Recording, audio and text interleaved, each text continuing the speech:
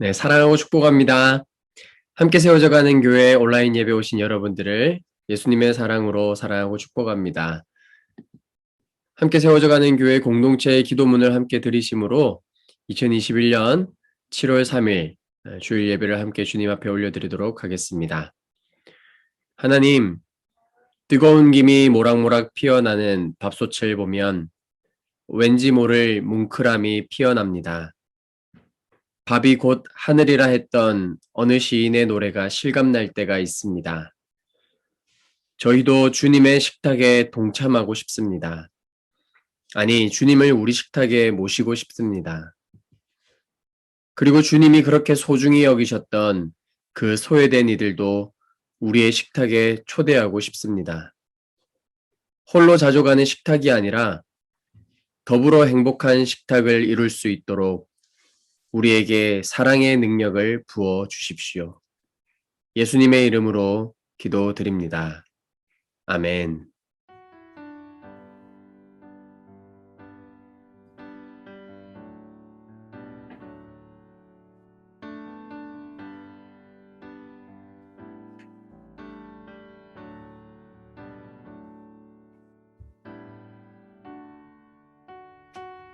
서로 다른 이들이 모여 공동체를 이루고 교회를 세워가면서 하나님을 우리의 한 분 주인으로 섬기고 그 말씀을 이정표로 삼아 우리의 삶이 하나님의 뜻으로 가득 담겨져 갈 수 있도록 기도합니다.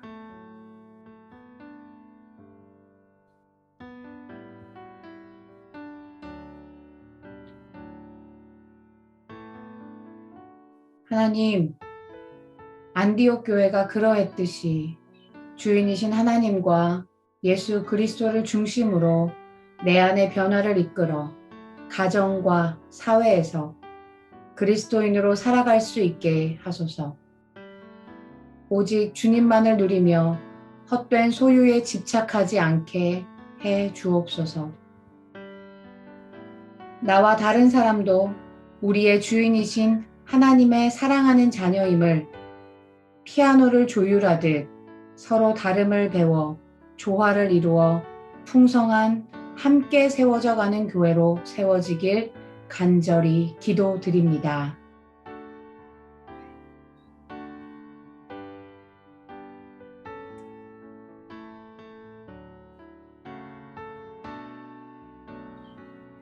모태신앙으로 자라오면서 늘 교회는 싸움, 분란이라는 단어를 수식어로 붙여도 손색이 없을 만큼 늘 분란과 싸움이 있었던 것 같습니다. 이런 다툼과 분열을 보며 교회도 일반 사회와 다를 게 없다는 생각을 늘 했었습니다.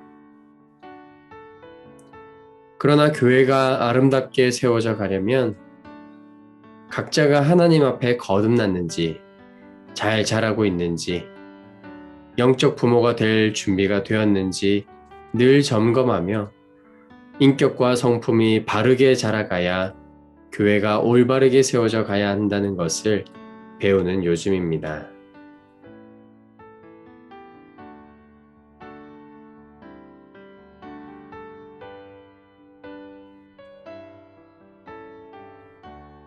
하나님, 우리가 주님이 주인 되신 교회를 꿈꿉니다.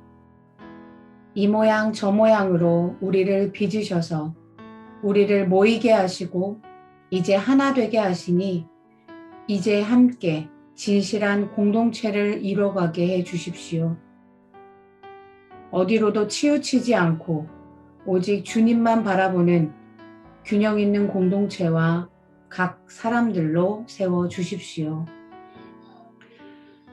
아직 우리가 할 수 있는 일이 무엇인지 잘 모르지만 말씀과 함께 한 걸음 한 걸음 따라가며 깨닫게 해 주십시오.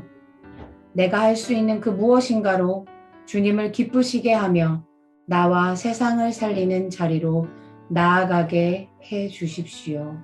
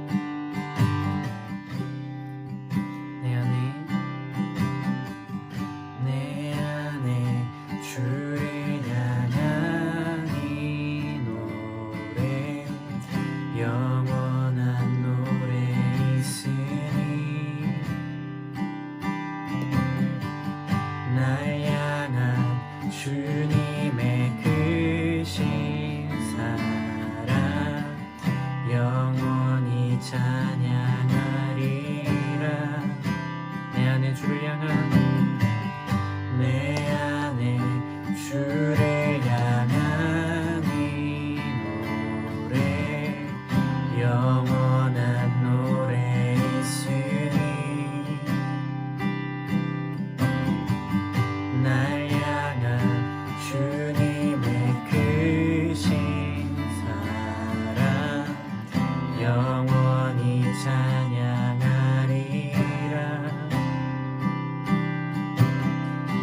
영원히 찬양하리라. 아름다우신 오 놀라우신 영원할 수 없는 사랑 오 위대하신 하나님의 사랑 영원히 찬양하리.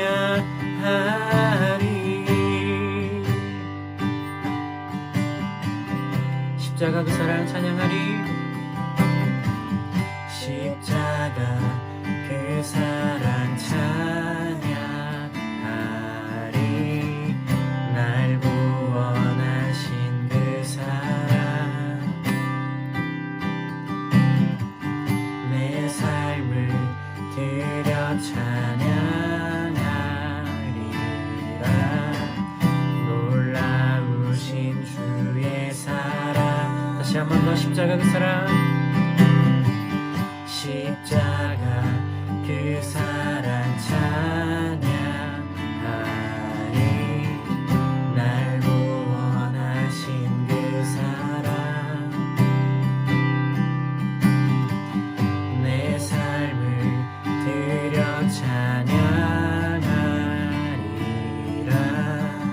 놀라우신 주의 사랑 영원히 찬양하리라. 영원히 찬양하리라. 아름다우신 오 놀라우신 영원할 수 없는 사랑 오 위대하신 하나님의 사랑 영원히 찬양하리.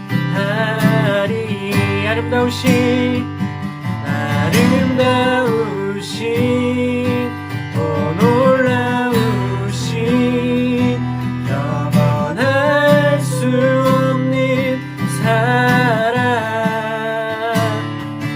오 위대하신 하나님의 사랑 영원히 찬양하리. 주와 같은 분 없네. 주와 같은 분은 없네. 이 세상 그 누구도 주와 같은 분은 없네. 누구도 이길 수 없네. 주와 같은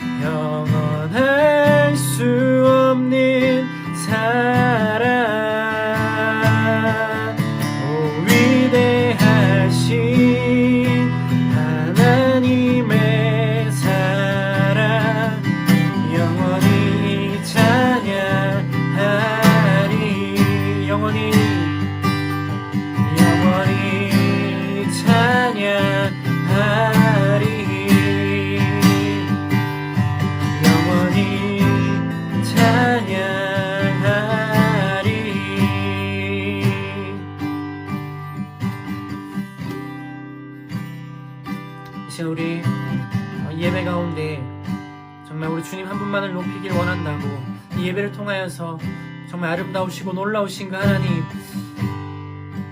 하나님을 우리가 높이길 원한다고, 우리의 찬양과 우리의 감사와 우리의 기도와 우리의 모든 것을 이 시간 주님께 올려드린다고, 우리 그렇게 함께 묵상하며 우리 예배를 준비하며 나가도록 하겠습니다. 함께 기도하며 나가겠습니다. 하나님,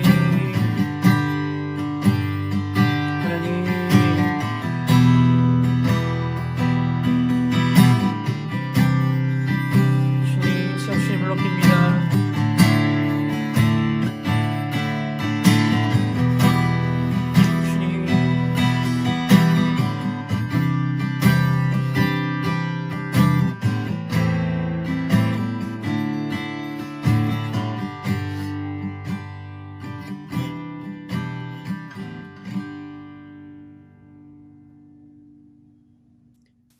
하나님 아버지, 하나님은 열방과 민족을 주무시지도 않으시고 바라보시는 창조주이시며 선하시며 끝까지 아버지의 뜻을 이루시는 약속의 하나님이십니다. 그런 분이 저희 예배 가운데 우리를 친구라 하시고 아프다고 말하는 신음도 들으시고 우리의 버거운 삶도 관찰하시니 감사함으로 힘이 생깁니다.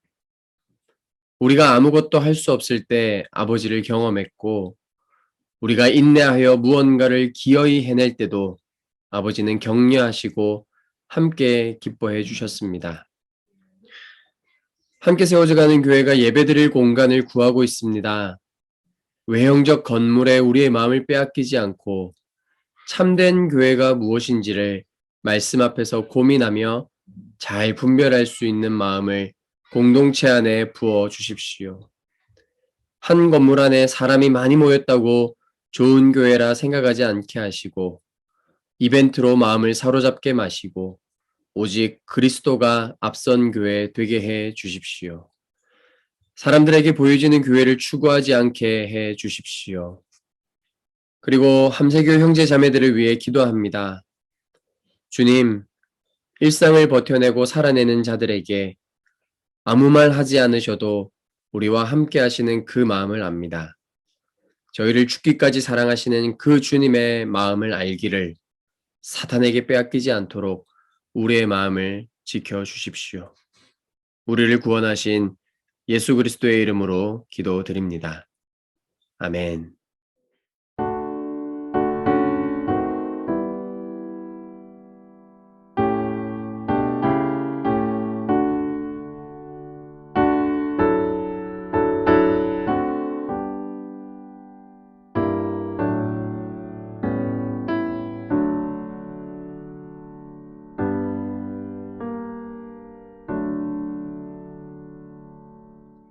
네, 교회 소식 몇 가지 알려드리도록 하겠습니다. 다음 주 주일 예배 기도 인도자는 우리 황영은 자매님께서 기도 인도해 주시면 감사하겠습니다. 주중에 카톡으로 기도문과 그리고 음성 파일을 또 목소리를 녹음해서 저에게 보내주시면 예배 안에 제가 잘 편집해서 놓도록 하겠습니다.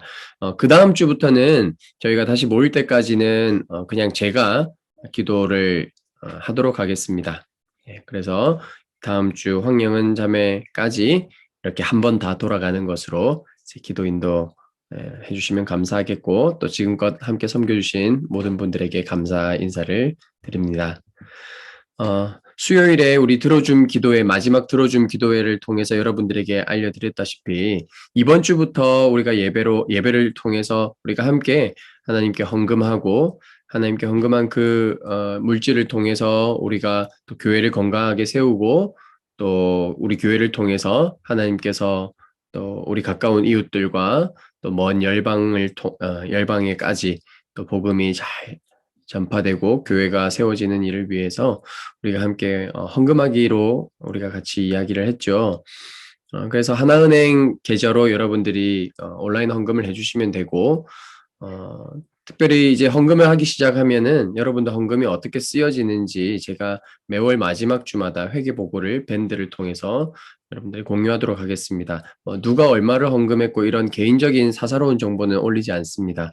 얼마만큼 헌금이 됐고 어떻게 쓰여졌는지 그런 것들만 공개하니까 걱정하지 않으셔도 되고 그리고 수요일에 말씀드렸다시피 예배당 마련을 위한 헌금을 따로 하지는 않겠습니다. 그래서 여러분들이 하시는 그 헌금의 50%는 우리가 내부 사역비로 사용하도록 하고 또 50%는 공간 마련을 위한 저축으로 계속해서 우리가 적립해 나가는 방식으로 해서 우리가 예배당 얻어질 때까지 그리고 또 예배당 얻은 이후에도 그 비용들을 우리가 계속해서 그렇게 저축해서 무리하지 않는 선에서 우리가 꾸준히 헌금하는 그런 방식을 택하도록 하겠습니다.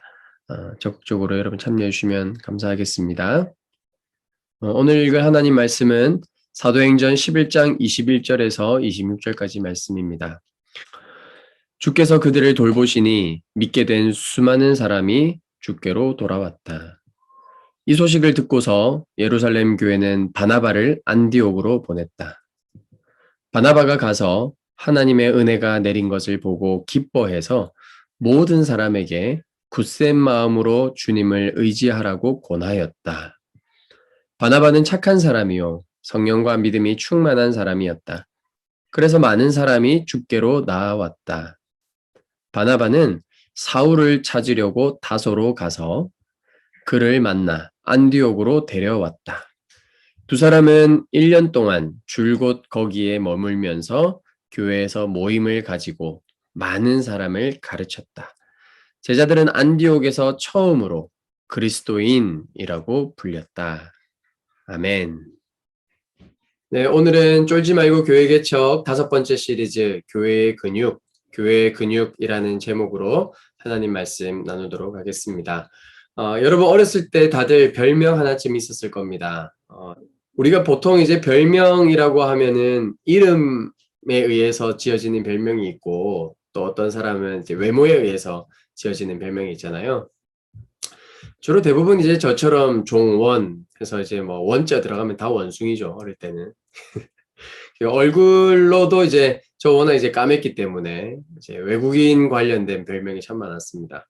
근데 최근에 이제 새롭게 붙게 된 별명이 이제 추신수입니다. 추신수. 살 빠진 추신수. 저 몰랐는데 하여튼 닮았다 하고 보니까 또 닮았더라고요.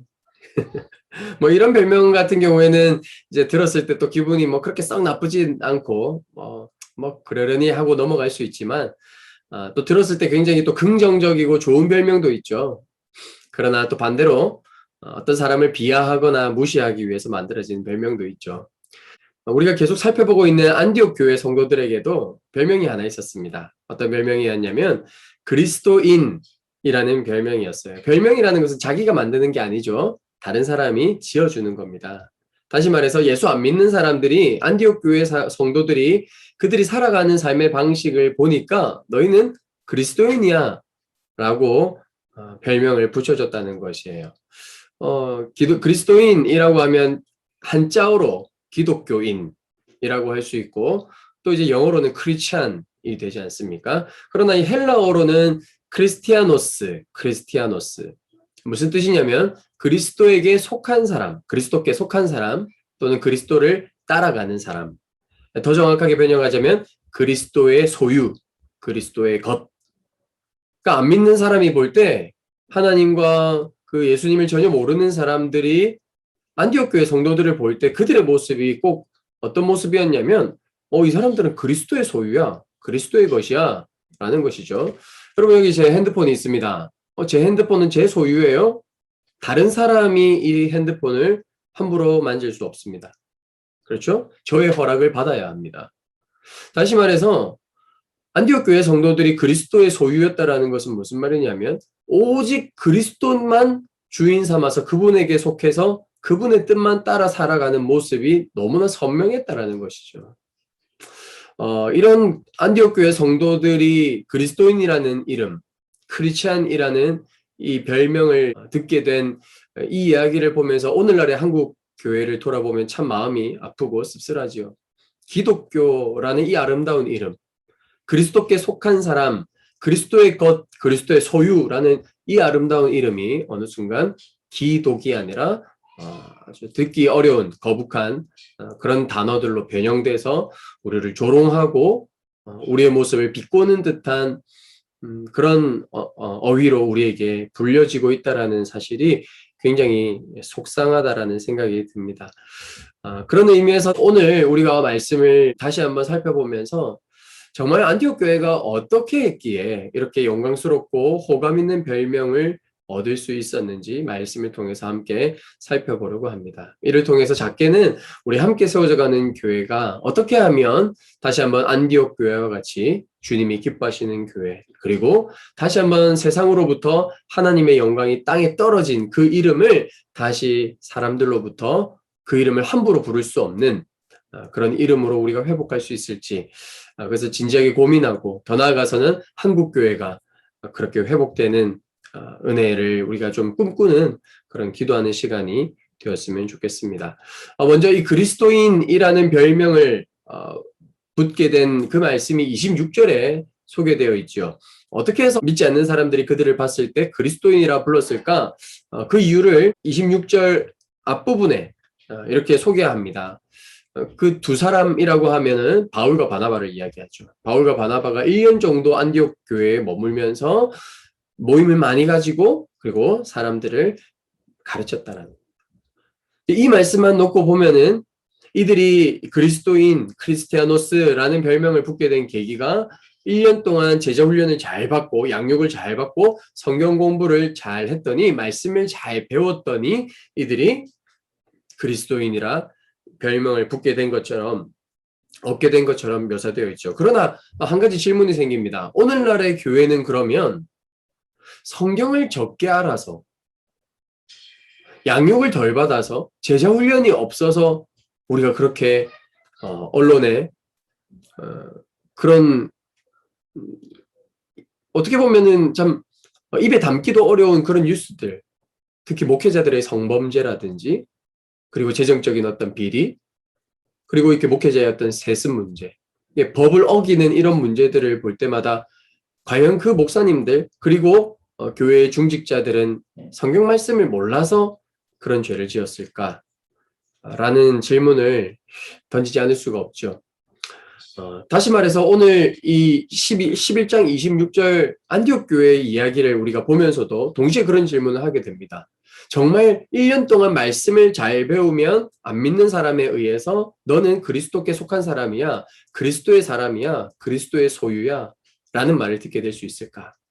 라고 했을 때 여러분 성경을 읽으실 때는 이미 이 성경을 읽는 독자들이 사전에 미리 알고 있는 지식을 이야기할 때는 생략하는 생략법이 성경에 굉장히 많이 소개되고 있다는 것을 우리는 좀 알 필요가 있습니다.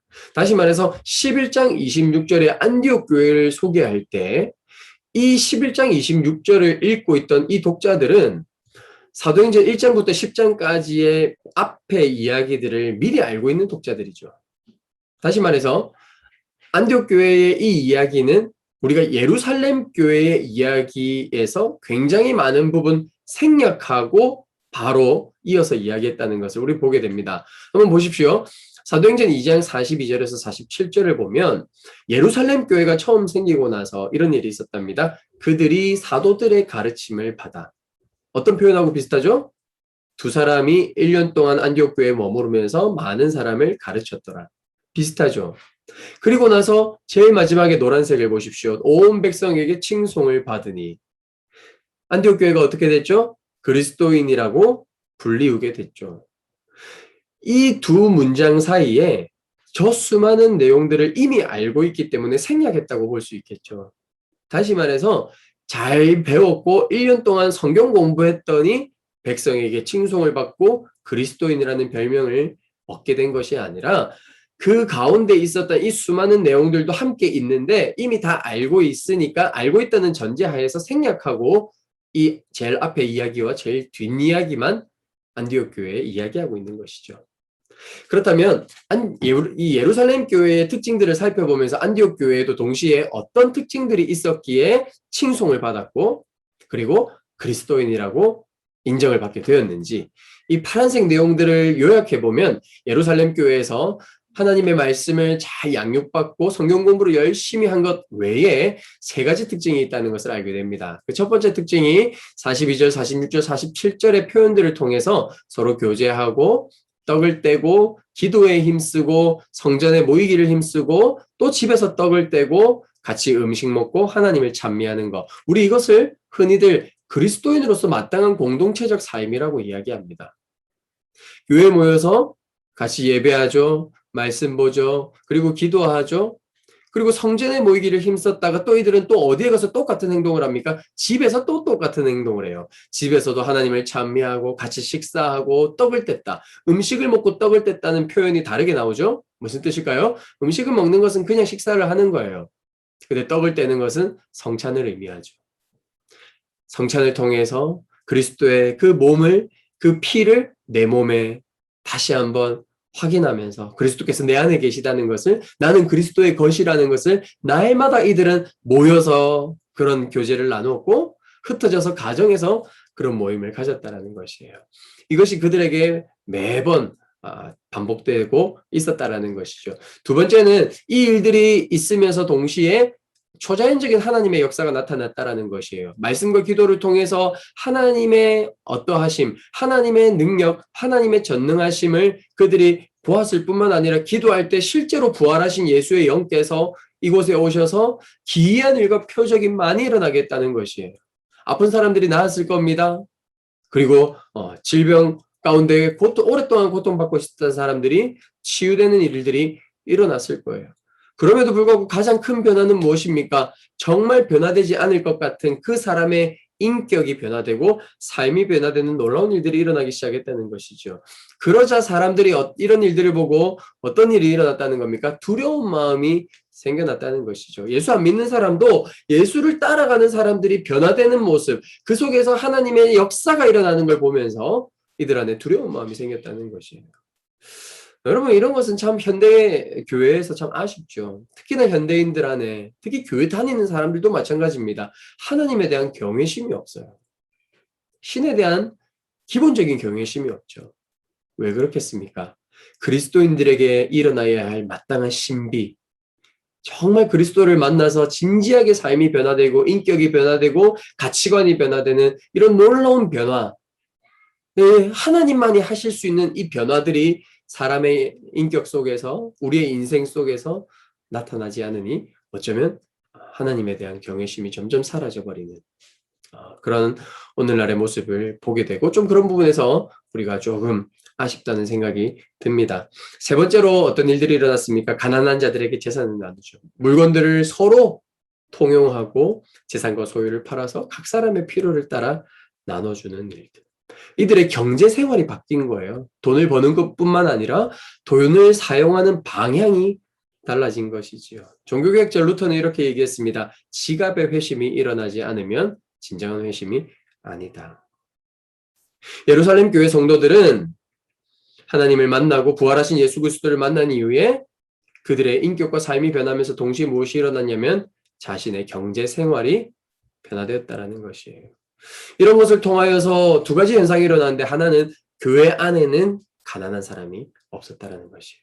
두 번째로는 이것이 흘러넘쳐서 예루살렘 교회 주변에는 경제적으로 어려운 사람들이 하나둘씩 줄어들기 시작했다는 것이에요. 여러분, 예루살렘 교회에 사도들의 가르침을 받고 칭송을 받았다라는 그 사이에 세 가지 특징이 있었다는 것을 이야기했습니다. 그리스도인으로서의 마땅한 공동체적 삶, 하나님을 찬미하고 떡을 떼고 그리고 기도에 힘쓰고, 그리고 그것이 각 가정으로 돌아가서 또 하나님을 찬미하고 떡을 떼고 같이 식사하고, 이렇게 성도의 교제, 하나님 백성으로서 하나님 나라의 가족으로서 같이 공동체적으로 살아가는 이 삶.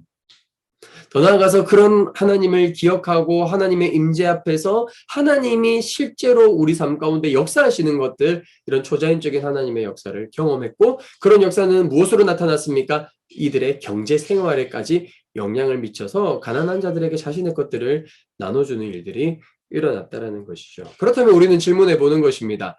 그렇다면 이 안 믿는 사람들이 이들을 보면서 와, 이 사람들을 정말 인정할 수밖에 없고, 이 사람들은 정말 그리스도께 속한 사람이야 라는 것은 이 세 가지 중에 어느 포인트에서 그렇게 됐을까요? 오늘날 우리를 한번 좀 돌아봅시다. 첫 번째, 두 번째, 교회에서 많이 일어납니다. 정말 많이 일어나요. 기도가 뜨거운 교회는 정말 많이 일어나요. 실제로 아직까지도 암 환자가 기도 가운데 낫기도 하고요. 실제로 제가 아는 사람들은 앞을 보지 못했던 사람이 기도하는 가운데 앞을 보게 되는 역사도 일어나고요. 휠체어를 타고 왔다가 기도하는 가운데 휠체어를 던져버리고 일어서서 뛰면서 하나님을 찬양하고 실제로 걸어다니기 시작한 사람들을 봅니다. 수많은 병든 사람들이 낫게 되는 초자연적인 역사가 일어나고 하나님을 예배하고 기도가 뜨겁고 같이 식사하고 성찬을 나눠요. 그런데 안 믿는 사람들이 그 모습을 보면서 뭐라고 하냐면 너희들만의 천국이야. 그들만의 리그. 그러니까 우리하고는 상관없는 거예요. 오케이, 좋아. 그런 일도 일어나. 그래서 나하고는 어쩌라고. 라고 생각할 수 있는데 이들이 이것만은 부인할 수가 없는 거예요. 그게 뭐냐면 세 번째입니다. 피 한 방울 섞이지 않은 나에게 왜 그들이 사랑을 나누지?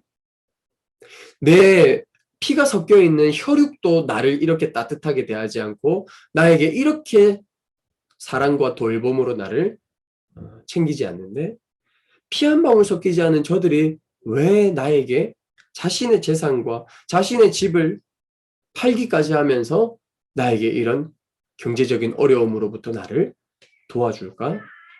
그러나 여기서 우리가 좀 한 가지 기억해야 될 것은 아까 나왔던 재산과 집을 팔았다라는 이 표현이 사도행전에서 굉장히 독특한 표현입니다. 실제로 자기의 재산과 집, 다시 말해서 내가 유일하게 가지고 있는 것에 대한 단어가 아닙니다. 무슨 말이냐면 내가 가지고 있는 재산과 집, 잉여, 더 남는 거. 우리는 거주지로서 집이 하나 있으면 되죠. 그러나 투기와 그런 목적으로 내 재산을 탐욕을 채우기 위해서 집이 두 대, 두 채, 세 채, 네 채 있는 그런 삶에서 그것들에 대해서 내가 더 이상 그런 탐욕스러운 삶을 살지 않기로 결정하는 거죠. 왜요? 이 땅이 내 인생의 전부가 아니라는 것을 알게 된 거죠. 예수 그리스도의 부활을 통해서 내가 살아가는 이 현실이 전부가 아니라는 것을 경험한 거죠. 죽음 너머의 세상, 그 현실을 예수 그리스도의 부활을 통해서 맛본 자들이지 않습니까? 하나님 나라의 종말론적인 사상, 그 세계관이 그들 안에 있었기 때문에 내가 이 땅에서 넘치도록 소유하고 이것들이 자기 인생의 의미가 없어지게 되는 것이죠. 예수님을 만났던 삭개오도 마찬가지 아닙니까? 얼마나 그에게 탐욕스러운 삶이 지속되었지만 그 탐심이 채워지던가요? 채워지지 않죠. 한 번 더. 여러분 술집도 보십시오. 술집에서 술 먹는데 오늘 나는 막 죽을 때까지 먹을 거야. 그러지 않습니다. 한 잔 더. 딱 한 잔 더. 딱 한 병만 더. 탐심의 시작은 여기입니다. 그리고 이 시작 때문에 우리는 자기 파멸의 길로 가게 되죠. 딱 한 평만 더. 딱 화장실 하나만 더. 딱 집 한 채만 더. 모든 탐심은 그렇게 시작합니다.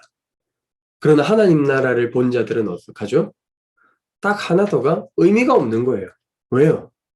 이 땅에서는 우리 이 땅에서 우리가 영원한 삶을 살 것이 아니기 때문에 그렇죠. 그리고 이 세상이 전부가 아니라는 것을 알기 때문이죠. 그러니 지금 내가 가지고 있는 것에 대해서 자족하는 삶이 일어나죠.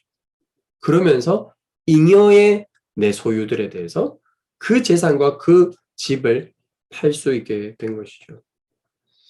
이번 코로나 때를 보기만 해도 국민들의 이 코로나 확산에 대한 두려움, 이것들이 이제 점점 커져가고 있는데, 그래서 이제 그럼에도 불구하고 교회에 계속 모이기를 힘쓰는 교회들을 보면서 언론도 세상 사람들도 손가락질하기 시작하죠. 그런데 이 코로나 시기에 유독 모든 뉴스에 아마 다 등장했던 것 같습니다. 여러분 씨앗 교회라고 여러분 들어보셨는지 모르겠습니다. 모든 대부분의 교회들이 하여튼 이 코로나 시기에 온라인으로 정말 열심히 했지만 또 막 모이려고 하고 또 모이다가 코로나의 감염자가 점점 늘어나고 그랬을 때 씨앗교회가 선택했던 것은 우리 성도들의 삶이 지금 너무 힘겹다. 그래서 그들이 갖고 있었던 예배당을 팔았죠. 그리고 이 예배당을 판 보증금으로 성도들에게 재난지원금으로 옷 5차례 나눠서 성도들에게 각각 지급을 했죠. 물론 아까 예루살렘 교회가 자기 재산과 소유와 집을 팔았다고 했을 때 하나밖에 없는 자기 재산을 판 것은 아니라고 했습니다. 그 목사님이 자기 전 재산 다 털어서 자기는 망하되 막 성도들 살리고 그러진 않았습니다. 성경도 사유재산에 대해서 부정하지는 않습니다. 그런데 시약교회가 선택했던 것은 뭐냐면 이 어려운 시기에 우리 성도들이 교회다. 성도들의 삶이 교회다. 그리고 그 교회를 회복시키기 위해서 교회 건물을 내어놓고 그 교회 건물에 있었던 그 보증금들을 성도들에게 다 나눠주고 지금은 이제 공간도 없어져 버렸고 전 재산이 이제 영원으로 얼마 전에 이제 그 목사님께서 또 SNS상에 이제 우리 교회는 5번에 걸쳐서 긴급 지원금을 기본소득으로 다 나눴습니다. 그리고 우리 교회는 영원이 됐습니다. 이제 어떻게 시작해야 될지 다시 기도하면서 고민 중입니다. 이런 글들을 올렸습니다.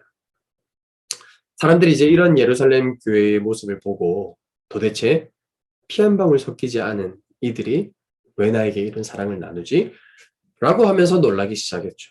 그리고 그 놀라움은 칭송으로 바뀌었습니다. 예루살렘 교회에서도 그랬고 안디옥 교회에서도 그랬습니다. 그래서 사람들은 그들에게 그리스도인, 크리스티아노스, 그리스도께 속한 사람들, 그리스도의 소유라는 별명을 지어주게 되었죠. 이런 예루살렘 교회와 안디옥 교회의 모습을 보면서 우리 교회도 오늘날 흔히 교회를 향해 조롱하고 비꼬는 듯한 개독교인이라는 이 호칭이 아닌 그리스도께 속한 사람, 그리스도의 소유인 함세교, 그리스도를 따라가는 한국교회라는 이런 말들을 다시금 회복할 수 있기 위해서 제가 여러분들에게 오늘 이 말씀을 근거해서 3가지 봄을 여러분들에게 소개하고 싶고 여러분들을 통해서 그 3가지 봄이 여러분들 이웃들에게 좀 소개되었으면 좋겠습니다. 첫 번째는 위를 봄, 두 번째는 안을 봄, 세 번째는 밖을 봄입니다.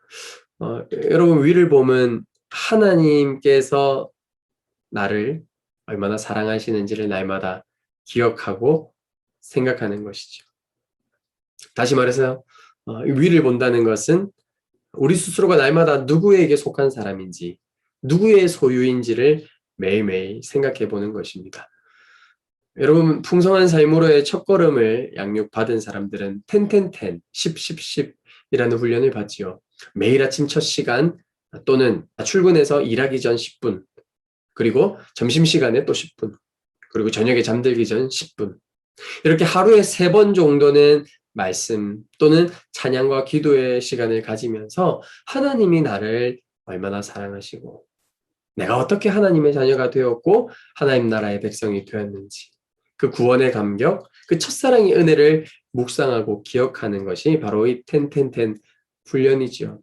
뭐 하는 겁니까? 날마다 위를 보는 훈련을 하는 거예요. 그리고 내가 어디에 속한 사람이고 내 본향이 어디인지를 날마다 기억하는 것이 위를 보는 사람의 모습이죠.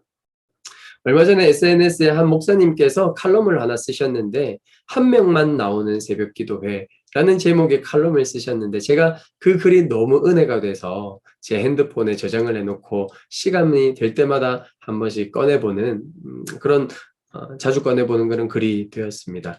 여러분들에게 좀 소개해드리려고 하는데 이 목사님께서 이제 전도사 시절에 자기가 이제 자그마한 개척교회의 전도사로 지원을 하게 된 거예요. 그래서 개척교회 이제 작은 그 교회에 이제 지원을 하고 사역을 하는 어느 날 목사님께서 이제 좀 편찮으셔서 한 일주일 정도 병원에 들어가게 되신 거예요. 그래서 목사님께서 편찮은 그 일주일 동안 이 전도사님에게 새벽 기도회를 부탁드렸어요. 새벽 기도회를 부탁드리고 목사님은 병원에 가셨죠. 일주일 동안 이제 새벽 기도회를 나오려고 새벽에 운전을 하고 가는데 몇 명이 나올까? 한 4-5명 그래도 나오지 않을까라고 이제 생각하면서 첫날 새벽 기도회 설교를 하는데 강대상에 딱 서니까 앞에 한 사람이 앉아 있는 거예요. 그래서 아무래도 담임 목사님이 인도하지 않고 이 전도사가 인도하니까 권위가 떨어지는구나. 그래서 나오던 사람이 안 나왔겠거니 하고 그 다음날 나오는데 화요일에도 한 사람, 수요일에도 한 사람, 목요일에도 한 사람. 그렇게 일주일 내내 새벽 기도에 딱 한 사람만 나오는 거예요. 주일날 이제 목사님께서 치료를 받으시고 쩔뚝쩔뚝거리며 교회에 나오셨어요. 그리고 이 전도사님에게 한 주간 새벽 기도회 하느라 수고 많았지 하고 이렇게 격려해 주시는 거예요. 근데 이 전도사님이 목사님께 물어본 거예요. 목사님, 새벽 기도회에 딱 한 분 나오시던데요. 맞아, 한 분 나와. 정말요? 저는 교육전도사인 제가 인도하니까 사람들이 안 나온 줄 알았어요. 그랬더니 목사님이 뭐라고 하시냐면, 아니야, 새벽이면 그분 한 분 나와. 전도사님이 너무 깜짝 놀라서, 지금 이 수십 년 동안 목사님이 이 한 분 놓고 매일 새벽에 설교하셨다는 겁니까? 그랬더니, 그렇지. 한 명 놓고 설교하면 안 힘드세요? 그랬더니 목사님이 하시는 말씀이, 왜 힘들어? 전혀 안 힘들어. 새벽 기도회를 내가 그 사람을 위해서 하는가? 나를 위해서 하지. 내가 그 사람을 위해서 새벽 기도하는가? 나를 위해서 하지. 이후에 목사님은 철야 기도회를 시작하셨습니다. 역시 몇 명 되지 않는 성도님들 중에 철야 기도회까지 나오시는 분은 거의 없었습니다. 성도님도 몇 명 안 되는데 철야 기도회 누가 나오겠습니까? 철야 기도회라는 거 뭔지 아시죠? 저녁 10시부터 그 다음날 새벽까지 기도하는 게 철야 기도회죠. 요즘은 이제 약식으로 해서 뭐 9시에서 10시 반, 11시 이렇게 뭐 그냥 금요 심야 기도회처럼 이렇게 됐는데 옛날에 철야 기도회죠. 10시, 11시부터 그 다음날 새벽 기도회까지. 이 개척교회에 몇 명 나오겠습니까? 거의 안 나오는 거죠. 어느 날은 목사님하고 이 전도사님하고 둘만 앉아 있는 거예요. 그때도 똑같이 이 전도사님이 물어본 거예요. 목사님 안 힘드세요? 어디 철야 기도회를 남 좋아서 하는가? 나 좋다고 하는 거지.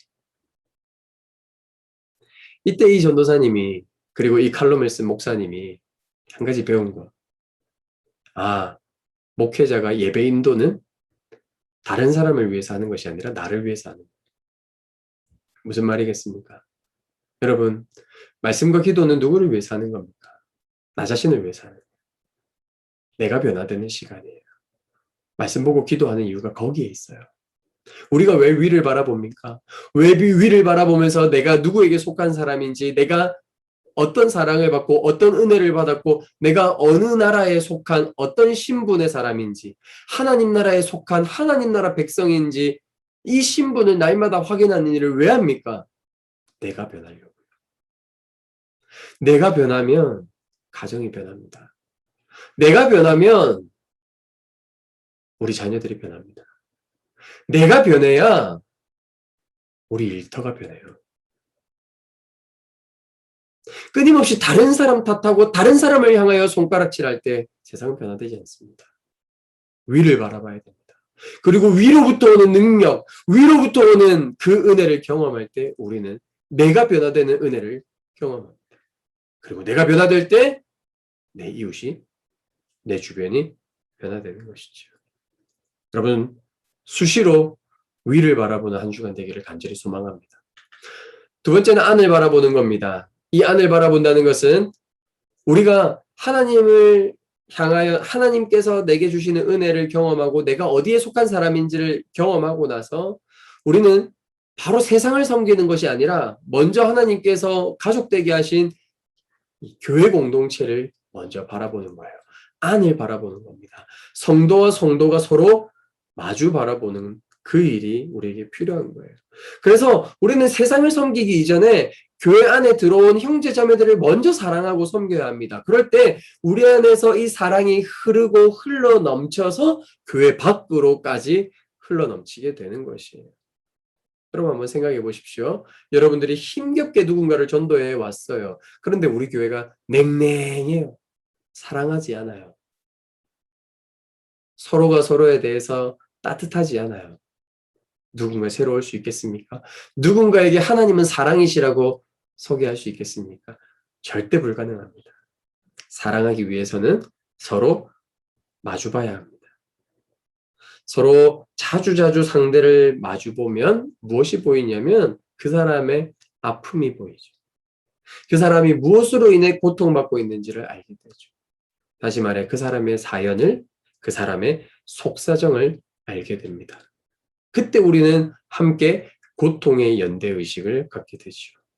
그리고 그 아픔을 함께 공유하고 교회 형제 자매들이 그 아픔에서 그 형제가 그 아픔에서 벗어날 수 있도록 예루살렘 교회와 안디옥 교회처럼 우리는 우리의 손을 펼칠 때 사람들이 우리가 사랑하는 모습을 보면서 그리스도의 제자인 줄 알게 될 것입니다.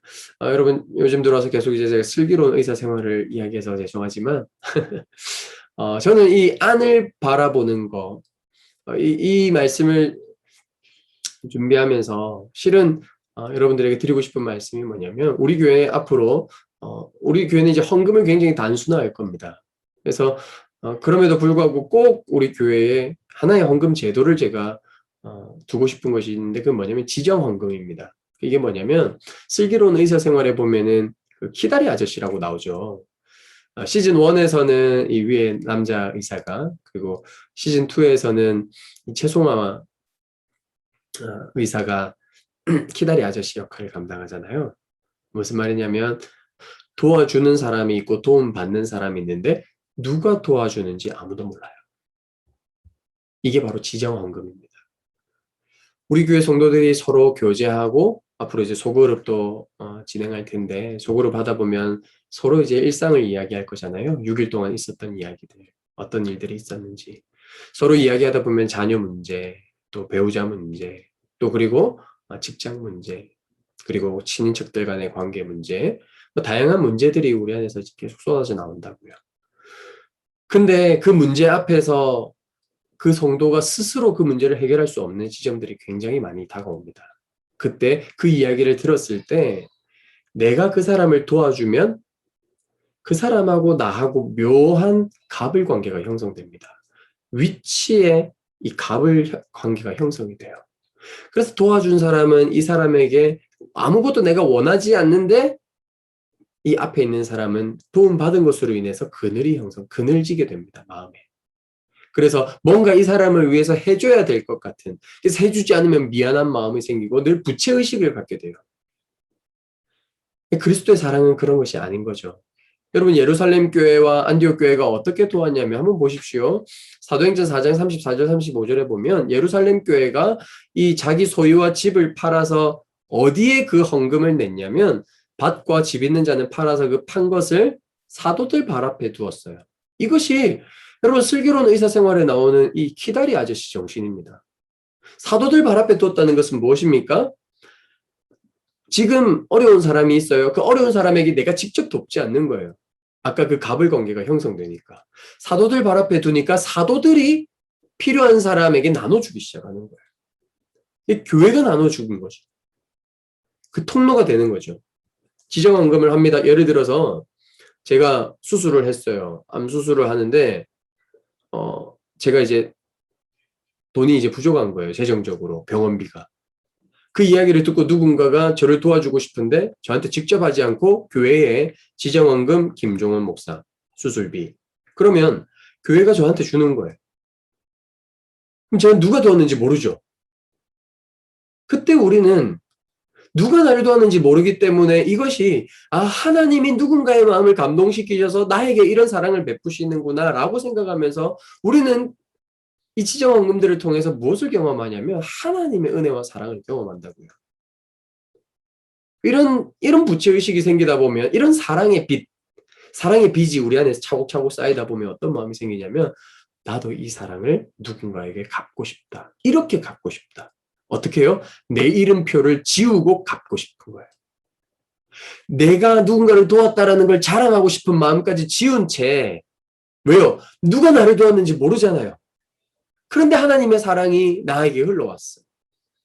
그러니 나도 누군가를 사랑한다는 것은 이런 것이구나. 내 이름표를 지우고 돕는 거죠. 저는 이런 사랑이 우리 안에서 계속 흘러넘쳤으면 좋겠어요. 그래서 위를 바라보고 그리고 공동체 안을 바라보면서 서로가 서로 마주 바라볼 때 생겨나는 이 고통의 연대의식을 이런 지정헌금, 사도들의 발 앞에 둠으로 교회가 그것을 나누기 시작할 때 하나님의 영광이 우리의 나눔과 섬김을 통해서 세상 가운데 드러날 것을 저는 기대하는 것이죠. 여러분 요한복음 13장 34절 35절에는 이런 말씀이 있습니다. 여러분 자리에서 한번 읽어보시겠습니까? 이제 나는 너희에게 새 계명을 준다. 서로 사랑하여라. 내가 너희를 사랑한 것과 같이 너희도 서로 사랑하여. 너희가 서로 사랑하면 모든 사람이 그것으로써 너희가 나의 제자인 줄을 알게 될 것이다. 여러분, 여기에서 너희에게는 누구이냐면 요한복음 13장에는 예수님이 제자들의 발을 씻기는 장면에서 나온 거예요. 다시 말해서 여기에 나오는 너희는 예수님의 제자들이에요. 다시 말해서 서로 사랑하는 건 누구끼리 사랑하는 거예요? 제자들끼리 사랑하는 걸 말하는 거예요. 교회 공동체가 너희 안을 바라보면서 너희들끼리 서로 마주 바라보면서 서로의 고통을 끌어안고 그것을 정말 사랑하라는 거죠. 그렇게 너희가 서로 사랑할 때 모든 사람이, 예수 안 믿는 사람이, 제자 밖에 있는, 교회 밖에 있는 사람들이 너희들의 사랑을 통해서 예수님의 제자인 줄을 알게 된다는 것이죠. 그래서 그리스도인 모든 사람이, 온 백성이 칭송하더라 라고 하는 예루살렘 교회와 안디옥 교회의 역사가 오늘날에도 이 함께 세워져가는 교회와 한국교회 안에도 일어날 수 있더라는 것이에요. 어떻게 하면요? 우리가 서로 사랑하면, 안을 바라봄, 그리고 성도가 성도가 서로 마주봄으로 인하여서 고통의 연대의식을 함께 짊어지고 갈 때, 그리고 내 이름표를 지우고 사도들의 발 앞에 두고 그것을 교회를 통하여 사랑을 맛보기 시작할 때 하나님의 사랑이 우리 안에 흘러넘치게 된다는 것이죠. 그러면 자연스럽게 어떻게 될까요? 위를 본 자가 공동체를 바라보고 그리고 밖을 보게 되는 것이죠. 여러분, 이 밖을 본다는 이 이야기는 제가 다음 주에 또 한번 이 주제만 가지고 한 번 더 설교를 해야 됩니다. 내용이 너무 많기 때문에. 그러나 오늘 좀 간단하게만 여러분들에게 한 가지 이야기만 좀 나누고 설교를 마친다고 한다면, 어제 우연찮게, 어제가 아니라 목요일입니다. 목요일에 우연찮게 이제 한 목사님과 대화를 나누다가 서울에서 한 개척한 목사님의 이야기를 듣게 됐어요. 개척을 했는데 정말 건강하게 제자훈련을 통해서 잘 세워져간 교회 이야기였어요. 개척에서 여러분 한 250명 모이면 제법 성공한 교회지 않겠습니까? 너무 250명이면 서로의 이름을 알 정도로 굉장히 따뜻하고 가족 같은 분위기예요. 그때 이 목사님이 이런 생각을 한 거예요. 성도들하고도 같이. 이 정도면 우리도 했다. 이제 우리끼리 따뜻하게 가족처럼 지내보자. 그렇게 안을 바라보면서 안만 계속 본 거예요. 여러분, 위를 보고 안을 보는 거 중요합니다. 그런데 안만 바라보면 어떻게 될까요? 우리끼리만 바라보면 어떻게 될까요? 고인물이 되게 되어 있습니다. 은혜는 고이면 썩습니다. 이것은 250명에서 350명, 500명 이런 인원수에 대한 욕망을 가지고 더 전도하자, 더 많은 사람을 모으자, 이게 아닙니다. 우리 지금이 좋사오니, 그리고 우리끼리 이렇게 따뜻한 가족처럼 잘 지내보자 라고 하는 순간에 다투기 시작하더래요. 안만 계속 보니까 다투기 시작하더래요. 여러분, 부부도 그렇지 않습니까? 부부는 마주봐야 될 때가 있지만 한 방향을 향해서 바라보고 같은 비전과 같은 목적을 가지고 어딘가를 향해 나아가야 됩니다. 교회도 마찬가지입니다. 안을 바라보고 서로 사랑해야 될 때가 있습니다. 그런데 안만 바라보면은 서로 물고 뜯고 싸우게 돼 있습니다. 왜냐하면 우리는 자기 중심성을 가지고 있는 죄인이기 때문에 그렇습니다. 그래서 서로 안에 있는 약점들이 계속 보이기 시작해요. 그 약점들, 그리고 서로 안에 있는 부족함들, 이것들을 비난하기 시작합니다. 250명 되었던 그 교회가 반이 나눠졌습니다. 그리고 목사님이 작년에 암 수술을 하셨어요. 이 교회 갈등과 교회 분열로 인해서 너무 오랫동안 고생하셔가지고. 여러분, 이것은 비단 그 교회의 문제만이 아닙니다. 우리 교회도 마찬가지입니다. 여러분, 15명, 20명, 그거 중요하지 않습니다. 안만 바라보는 공동체는 그렇게 분열되게 돼 있어요. 밖을 바라봐야 돼요. 교회 밖에 깨어진 사람, 교회 밖에 고통받고 있는 사람들, 이 땅에 처참하게 하나님 없이 죽어가는 사람들을 바라보고 함께 기도하고 우리 안에 있는 이 사랑을 흘려보내야만 우리는 건강한 교회가 될 수 있어요. 우리만 좋다? 좋은 걸로 끝나지 않습니다.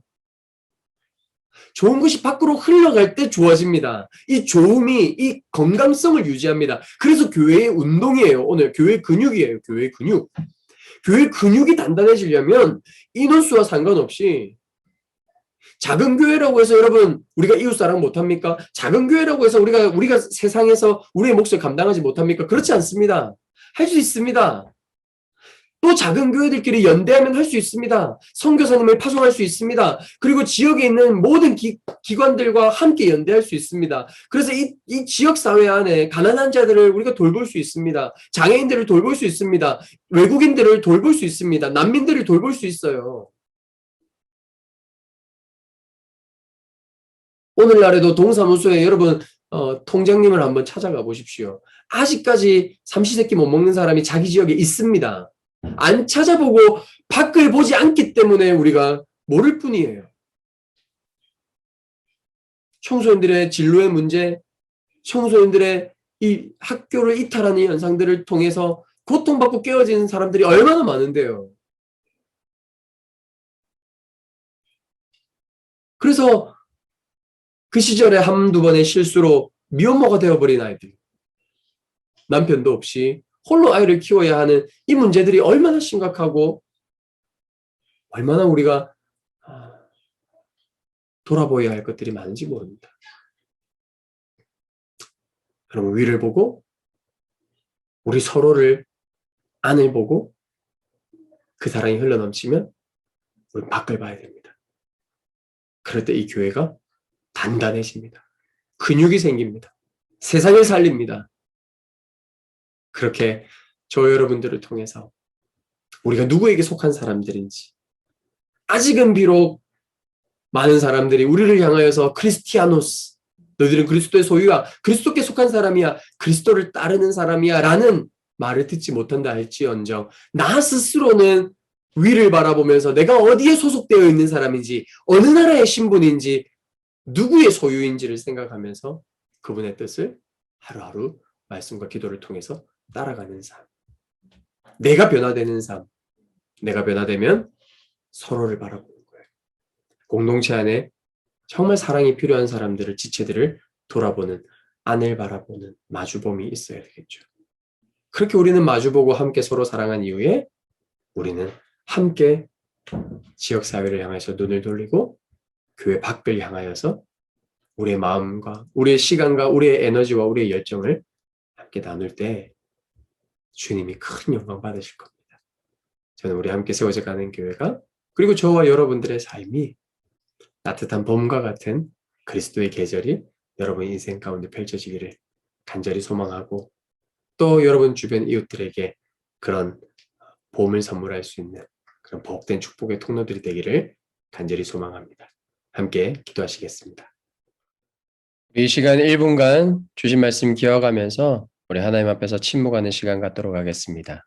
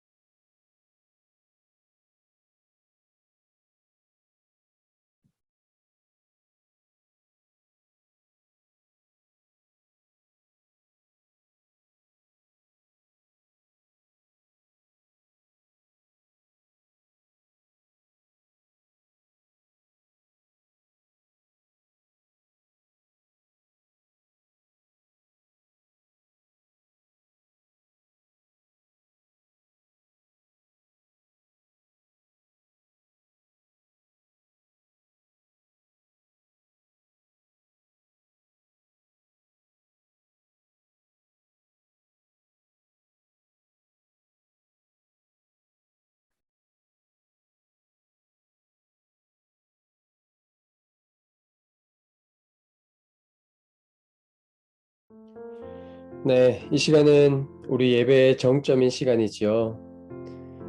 오늘 하나님께서 우리에게 말씀하신 바가 무엇입니까? 주님께서 우리에게 주신 마음을 가지고 거기에 반응하는 시간, 바로 마음으로 드리는 예배 시간입니다. 마음으로 드리는 예배는 단순히 설교 때 받은 느낌을 쓰는 시간이 아니라 하나님께 우리의 마음을 드리고 더 나아가서 우리의 전인격을 주님께 드리는 시간입니다. 이 시간 여러분들 기도하십시오. 그리고 여러분들의 기도를 글로 표현해 보십시오. 그리고 여러분의 마음으로 눈에 보이지 않는 그분의 보좌 앞에 엎드리십시오. 그리고 이 시간 여러분 개인적으로 카톡으로 받은 그 마음으로 드리는 예배 양식지에 다 같이 우리의 마음을 주님께 함께 드리시겠습니다.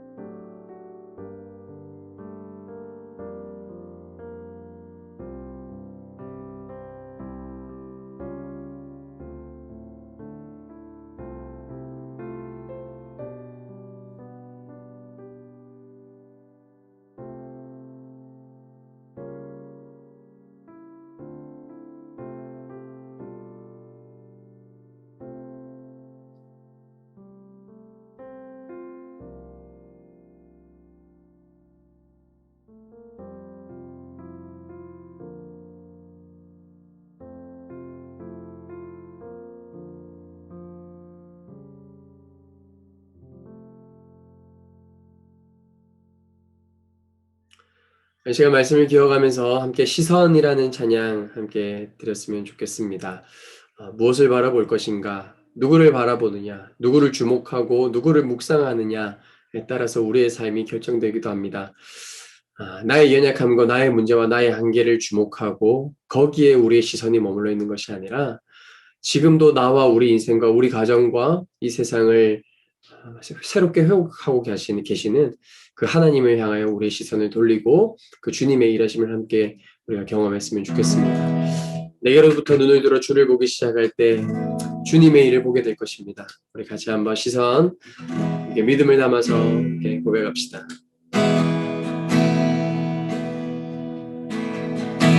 내게로부터 눈을 들어 주를 보기 시작할 때 주의 일을 보겠네.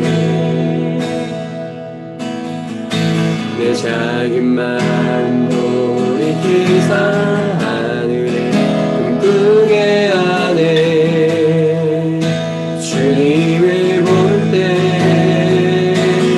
모든 시선을 주님께 드리고 살아계신 하나님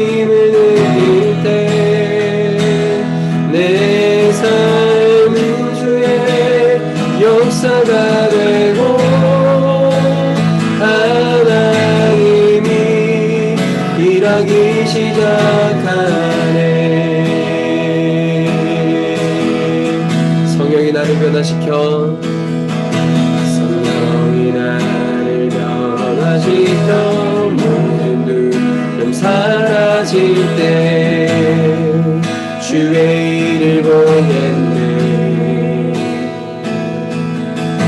황폐한 땅 가운데서 주님만 말게 되리. 주님을 볼 때 모든 시선을 주님께 드리고 살아계신 하나님을 느낄 때 세상은 주의 나라가 되고 하나님이 일하기 시작한 모든 시선을 주님께 드리고 전능하신 하나님을 느낄 때 전능하신 하나님을 느낄 때 세상은 주의 나라가 되고 하나님이 일하기 시작. 모든 시선을 주님께 모든 시선을 주님께 드리고 전능하신 하나님 전능하신 하나님을 느낄 때 세상은 주의 나라가 되고 하나님이 일하기 시작. 마지막으로 한번 더 고백합시다. 모든 시선을 주님께 드리고 전능하신 하나님을 느낄 때 세상은 주의 나라가 되고 하나님이 일하기 시작하네.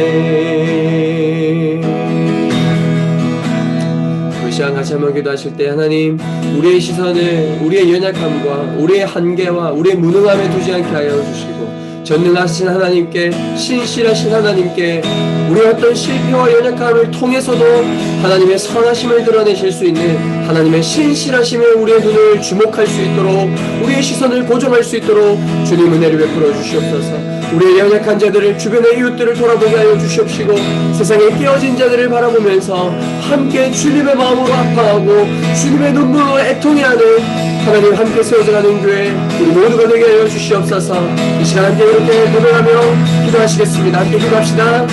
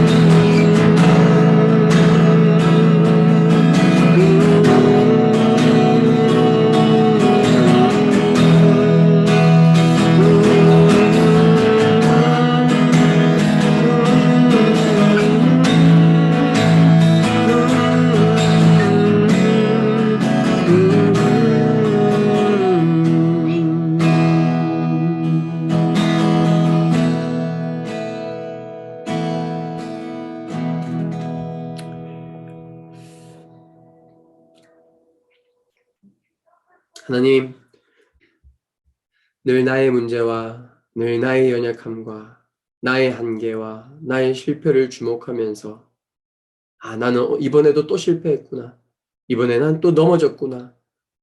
늘 그렇게 자기에 대한 연민과 자기에 대한 그 패배의식에 하나님 우리가 사로잡히지 않도록 그런 나를 여전히 주님의 그 피 묻은 손으로 붙들고 계시고 우리의 연약함까지도 합력하여 선을 이루시기로 결정하시고 그 일을 성실하게 행하시는 하나님께 우리의 마음을 두고 하나님 우리가 이것으로 인하여서 뒤로 물러서지 않게 하여 주시고 하나님 이것으로 인하여서 우리 안에 실패감과 우리 안에 있는 패배의식에만 계속해서 우리가 함몰되지 않도록 주님, 우리의 믿음의 눈을 열어주십시오.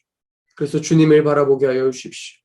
그리고 주변에 함께 아파하고 있는 하나님 고통 가운데 있는 이웃들을 돌아보게 하여 주시고 나와 같이 함께 깨어져 고통받고 있는 세상을 바라보고 주변을 바라보며 그들과 함께 아픈 자리에서 아파할 줄 아는 사람이 되게 하여 주시고 그들의 문제가 해결될 때 함께 기뻐할 줄 아는 하나님 그런 믿음의 공동체, 그리스도께서 영광을 드러내시는 그런 복된 공동체 되게 하여 주시옵소서. 이제는 예수 그리스도의 은혜와 하나님 아버지의 사랑과 성령님의 교통하심이 이제는 우리의 무능함과 우리의 연약함과 우리의 한계에만 우리의 마음을 빼앗기지 않고 이 상황을 통해서도 주님의 신실하심을 드러낼 수 있는 합력하여 모든 선을 이루시는 하나님의 전능하심에 우리의 눈을 고정시키기로 결심하는 사랑하는 함께 세워져가는 성도들 머리 위에 그리고 그 가정과 일터 위에 그리고 우리 사랑하는 자녀들 재현이와 현주와 혜원이 한결이 하음이 그리고 다니 담비 다나 그리고 하준이 하담이 하이와 지한이 위에 그리고 이삭의 집 위에 튀니제에 복음 전하고 있는 선교사님들 위에 이제로부터 영원토록 함께 계시옵기를 간절히 축원하옵나이다. 아멘.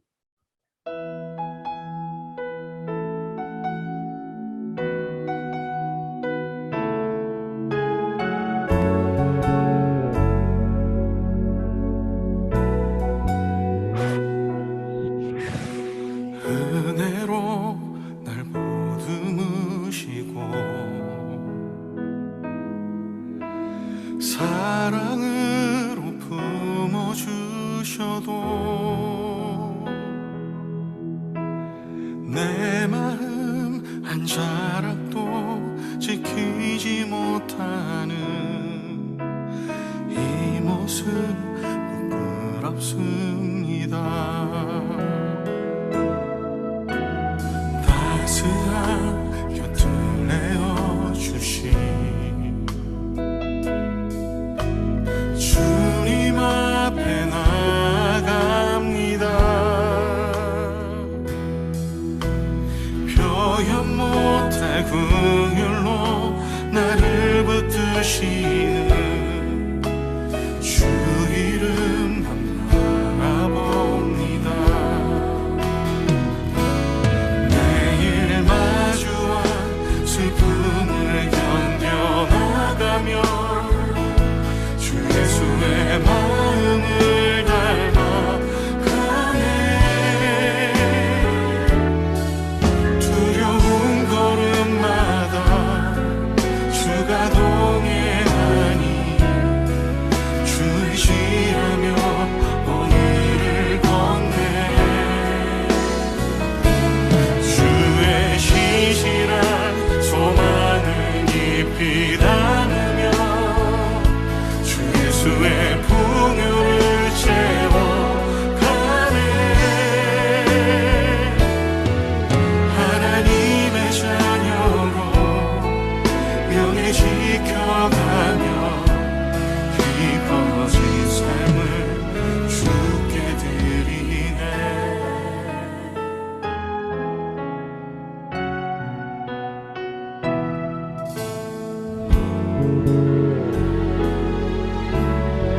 따스한 곁을 내어주시니 따스한 곁을 내어주시 주님 앞에 나갑니다. 표현 못할 긍휼로 나를 붙드시는 주 이름 바라봅니다. 매일 마주한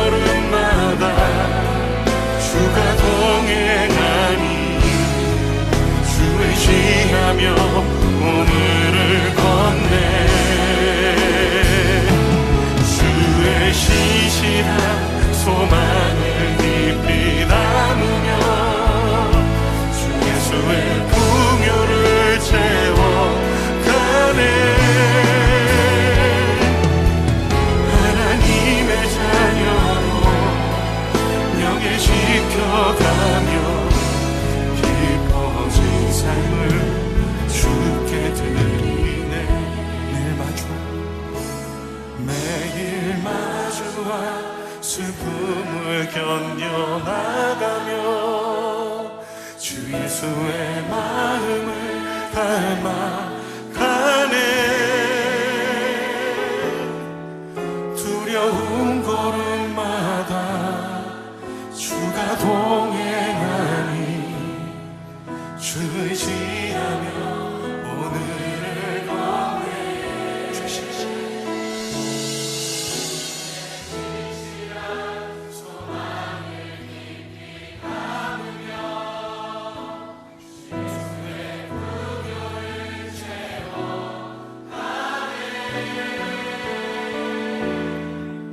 하나님의 자녀로 명예 지켜가며 깊어진 삶을 주께 드리네.